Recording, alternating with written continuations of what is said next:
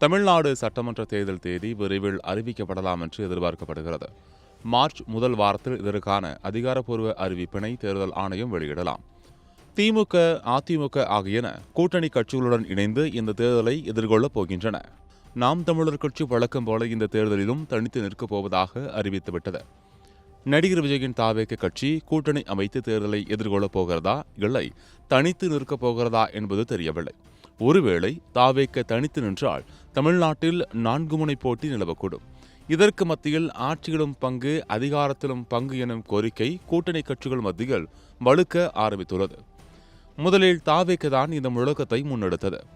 அதை காங்கிரஸ் கட்சி கெட்டியாக பிடித்துக்கொண்டு திமுகவிடம் கூடுதல் தொகுதிகளுடன் ஆட்சியிலும் பங்கு கேட்டு அடம்பிடித்து வருகிறது. மறுபுறம் ராமதாஸ் இடம்பெறும் கூட்டணியில் நாங்கள் இருக்க மாட்டோம் என்று பிசிக கட்சி உறுதியாக அறிவித்துள்ளது. இந்த காரணங்களால் திமுக கூட்டணி இன்னும் இறுதி வடிவம் பெறவில்லை. இந்த நிலையில் தமிழ்நாட்டிற்கான சட்டமன்ற தேர்தல் ஏப்ரல் 2வது வாரத்திற்குள் நடைபெறலாம் என்று புதிய தகவல்கள் வெளியாகி இருக்கின்றன.